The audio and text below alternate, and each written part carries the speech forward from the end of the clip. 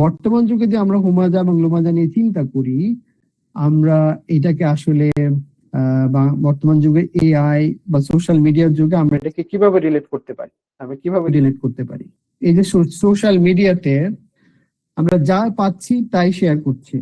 আমরা মানুষকে কোনো একটা ফটো কার্ড বানিয়ে, এর মাধ্যমে ভিডিও বানিয়ে, তারপরে ফেসবুকে অথবা কোনো একটা মাধ্যমে, যে সোশ্যাল মিডিয়ার মাধ্যমে আমরা কি করছি, যেটাই পাচ্ছি সেটা শেয়ার করছি, প্লাস মানুষের নামে মিথ্যা অপবাদ, মানুষকে অপমান করার জন্য, মানুষের সুনাম নষ্ট করার জন্য আমরা প্রতিনিয়ত করে যাচ্ছি। সোশ্যাল মিডিয়ার এই কাজগুলি, মিথ্যা অপবাদগুলি কি হুমাজা এবং লুমাজার মধ্যে পড়বে কিনা? আমি তো চিন্তা করতে বলতেছি যে হুমাজা এবং লুমাজার মধ্যে সোশ্যাল মিডিয়াতে যদি আমরা কারো নামে মিথ্যা একটা ফটো কার্ড বানিয়ে দিলাম, এআই দিয়ে একটা ভিডিও বানিয়ে দিলাম, অথবা দুটো ছবি আমি গ্রাফিক্স করে অ্যাড করে দিলাম, এটা হুমাজা এবং লুমাজা ক্যাটাগরির মধ্যে পড়বে কিনা? আমার মনে হচ্ছে পরে। জাযাকাল্লাহ খায়ের। সো এই ওয়ার্ডিংটা আমরা যখন ফেসবুকে বা ইউটিউবে কোনো কিছু পাবো, আমরা কি সাথে সাথে সেটা কি আমরা শেয়ার করব? এটা কি সত্যতা যাচাই করব না? আল্লাহ তাআলা সূরা হুজুরাতে এই বিষয়ে বিস্তারিত বর্ণনা করেছেন যে তোমাদের কাছে যখন কোনো একজন ফাসিক ব্যক্তি কোনো সংবাদ নিয়ে আসবে, তোমরা নিশ্চয়ই সেটা ভেরিফাই করবে, তার অথেন্টিসিটি যাচাই করবে, পাছে তুমি কারো কোনো ক্ষতি করে ফেলা এবং তার সুনাম নষ্ট করে পরবর্তীতে ওই কাজের জন্য তুমি অনুতপ্ত হও। সূরা হুজুরাতের 6 নম্বর আয়াত আল্লাহ তাআলা বলছেন, যখনই তোমার কাছে কোনো মেসেজ নিয়ে কেউ আসবে, কোনো খবর নিয়ে কোনো ব্যক্তি আসবে, তুমি অবশ্যই এটা যাচাই বাছাই করবে। কিন্তু আমরা সোশ্যাল মিডিয়াতে কি যাচাই বাছাই করি?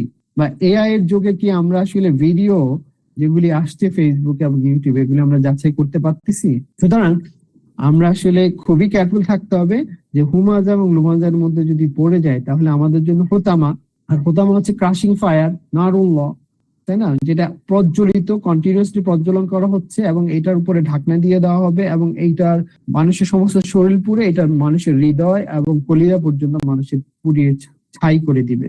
কাসফি মাকুল, যেটা সূরা ফিলের মধ্যে আমরা শিখেছিলাম, যে কাসফি মাকুলের মতো হোতামার আরেকটা ডেসক্রিপশন আমরা দিতে পারবো, কাসফি মাকুল, যেটা সূরা ফিলের শেষ আয়াত।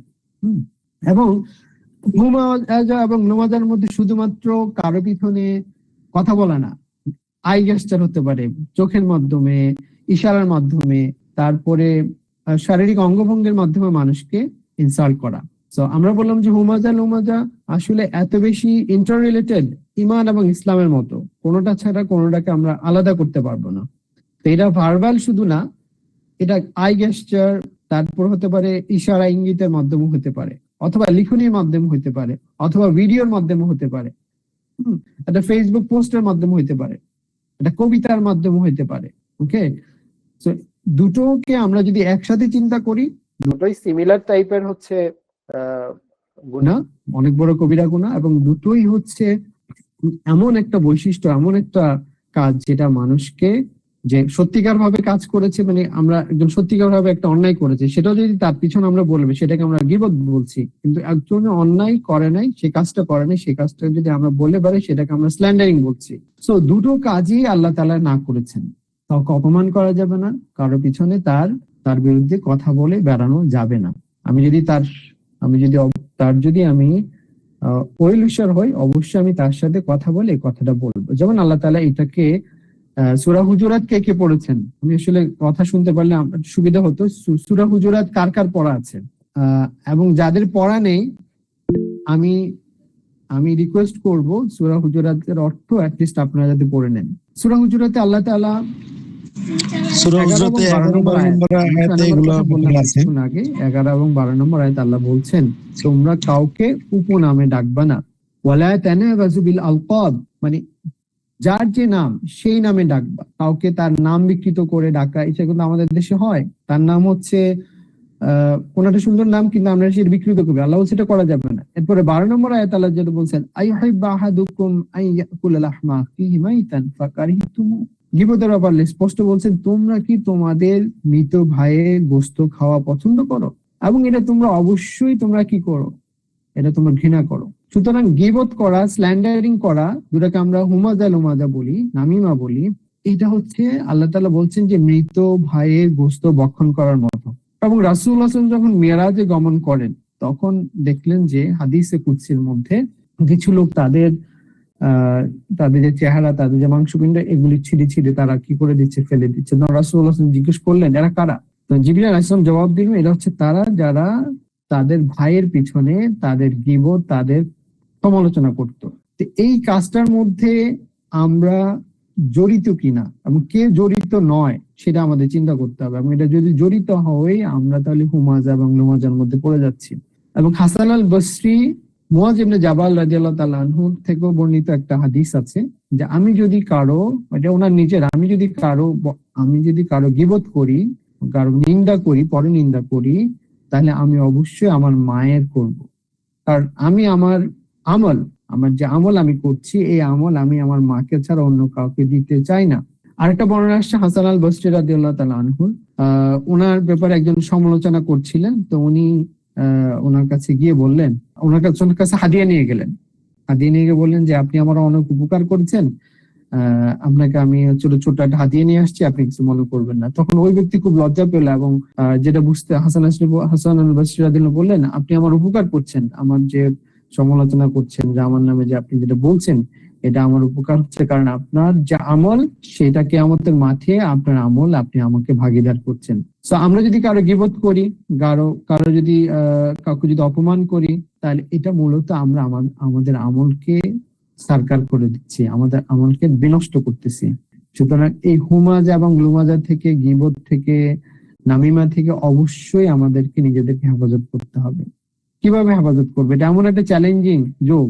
ফেসবুকের মাধ্যমে আমরা শেয়ার করছি, ইউটিউবের মাধ্যমে আমরা দেখছি, এটা বলে বেড়াচ্ছি, খুবই মজা পাই, খুবই আনন্দ পাই আমরা। কিন্তু এইটা থেকে রক্ষা কিভাবে পাবো আমাদের চিন্তা করতে হবে। রক্ষা পাওয়ার প্রথম উপায় হচ্ছে আল্লাহ তাআলার কাছে সবসময় সাহায্য চাওয়া। আমরা যদি এটা আলাপ করবো কিভাবে আমার বাস্তব জীবনে প্রয়োগ করবো। সেকেন্ড হচ্ছে, যেখানেই দুজন থাকবো, থার্ড পার্সনের ব্যাপারে যখন আমরা কথা বলবো, আমরা সাথে সাথে স্টপ করে দেওয়ার চেষ্টা করব। অথবা যদি স্টপ না হয়, তাহলে আমরা ওই বৈঠক, ওই আলোচনা, ওই স্থান আমরা ত্যাগ করব। এবং ওই ধরনের ব্যক্তির সাথে আমি বন্ধুত্ব করব না। কিন্তু আমরা তো খুব মজা পাই, আমরা কল দিয়ে, তারপরে গল্প, বৈঠকটা, নাস্তার টেবিল, আমরা এই কাজগুলি করি। সুতরাং আমাদের এই কাজগুলি করা যাবে না। কাউকে চোখের ইশারায়, হাতের ইশারায়, লেখায়, ভিডিওর মাধ্যমে, ফেসবুকের মাধ্যমে আমরা এই কাজগুলি অবশ্যই ইনশাআল্লাহ তাআলা করব না। আমরা নেক্সট স্লাইডে যাই। কনসিকুয়েন্স অফ হুমাজা আর লুমাজা। হুমাজা এবং লুমাজার পরিণতি কি সেটা আমরা আলাপ করলাম, ইতিমধ্যে আমরা আলাপ করেছি, যেটা আল্লাহ তাআলা সূরা হুমাজার শেষের দিকে হোতামার কথা বলেছেন, এবং সূরা হুজুরাতে মৃত ভাইয়ের গোশত ভক্ষণ করার সাথে উদাহরণ দিয়েছেন। নিশ্চয় আমরা এই কাজগুলি করব না, আমরা কাউকে উপহাস করব না। যদি আমরা উপহাস করি, তাহলে আমাদের বুঝতে হবে যে এটা কোনো ঈমানদারের বৈশিষ্ট্য না, এটা কোনো আমলে সালেহ লোকের বৈশিষ্ট্য না। এই বৈশিষ্ট্য হচ্ছে কাফের, মুশরিক, মুনাফিকদের। তো আমার ভিতরে যদি এটা থাকে, আমাকে অবশ্যই এর থেকে নিজেকে হেফাজত করতে হবে এবং এই বৈশিষ্ট্য ত্যাগ করতে হবে ইনশাআল্লাহ তাআলা। সো কনসিকুয়েন্স হচ্ছে কি হোতামা, আর হোতামা হচ্ছে নারুল্লাহ। এই নারুল্লাহ হচ্ছে যেটা মানুষের শরীর, মানুষের মাংস, চামড়া খেয়ে তাদের হৃদয় পর্যন্ত ভক্ষণ করে ফেলবে, এবং এখান থেকে বের হওয়ার কোনো সুযোগ না, কারণ আল্লাহ তাআলা ঢাকনা দিয়ে দিবেন। এবং আরো বড় বড় পিলার করে আল্লাহ তাআলা সেই হোতামার মধ্যে যারাই ঢুকবে তারা ক্রাশিং হবে। ক্রাশ হওয়ার পরে তাদেরকে আবার নতুন বডি দিয়ে আবার তাদের কন্টিনিউয়াসলি এই পানিশমেন্ট চলতে থাকবে। আমরা আল্লাহর কাছে পানা চাই, আল্লাহুম্মা ইন্নী আউযু বিকা মিনান নার, আল্লাহুম্মা ইন্নী আউযু বিকা মিনাল হুতামা। সো আমরা হোতামার আলাপ করেছি। যদি এখানে এই স্লাইড অফ কনসিকুয়েন্স অফ হুমাজা এবং লুমাজা এবং হোয়াট ইজ আল হোতামা। আল হোতামা নিশ্চয় আমরা বুঝতে পেরেছি। আল হোতামা হচ্ছে কি? নারুল্লাহ, আল্লাহর আগুন, যেটা কন্টিনিউয়াসলি প্রজ্বলিত করা হচ্ছে, এবং এইটা আল্লাহ তাআলা কি করবেন? তারা এখানে পতিত হবে যারা হুমাজা এবং লুমাজা এই দোষে দুষ্ট এবং যারা মালকে কন্টিনিউয়াসলি জমা করে এবং এই মালকে যারা চ্যারিটি করে না, মালের জাকাত যারা দেয় না।